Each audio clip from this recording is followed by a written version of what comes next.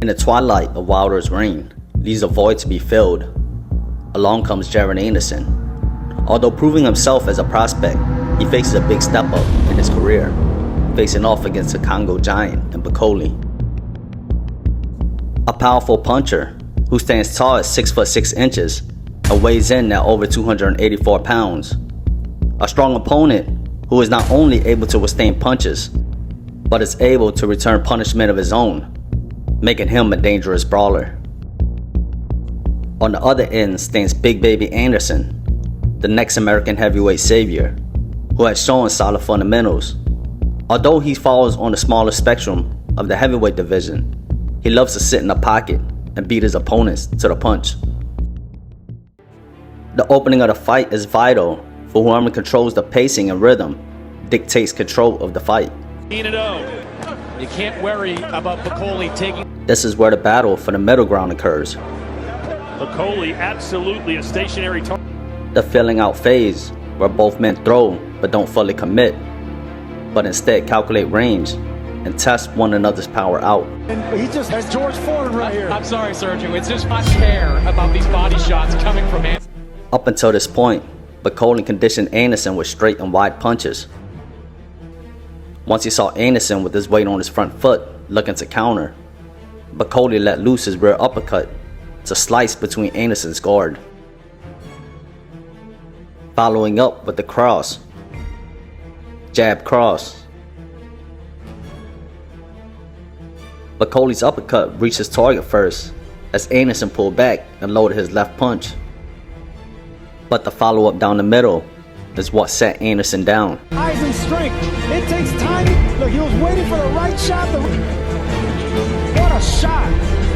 We all wondered time. We thought maybe in the later rounds he would have to answer the call, but now Being the smaller heavyweight, Anderson was in a dilemma.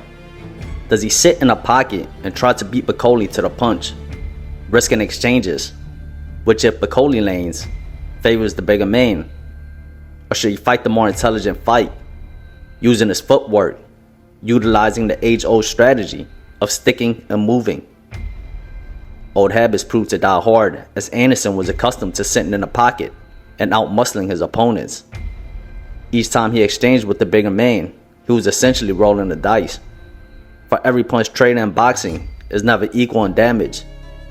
It's not about the first punch that lands, but rather the last man left standing. One of the worst things you can do against a bigger puncher is allowing them to set their feet. With Anderson choosing to stand toe-to-toe against Bakole in the pocket, he was essentially standing in direct range to artillery fire. With Anderson choosing not to take advantage of his quick feet to constantly reset range, Bakole comfortably anchored his feet and fired away.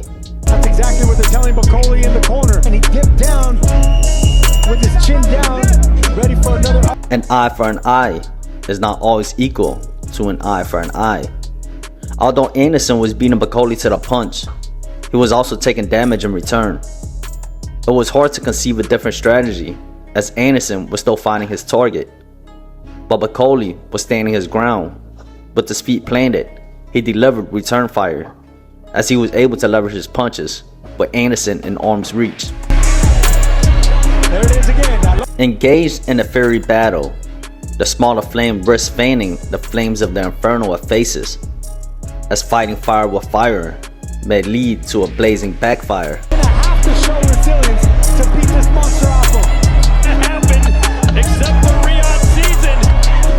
And there you go. There you go. Southpaw stance, getting an angle. If he can continue doing that and dip, Bakole's trying to punch with him. Big uppercut right there from a mount. Lifting that head up with a left uppercut. And comes Anderson. What a... The lead jab of Bakole soon found a home as Anderson presented a target by standing directly in front of him. All right, let's check in with Sean. Yeah, I gotta get it. Once the jab measured out the range, the right cross soon followed behind.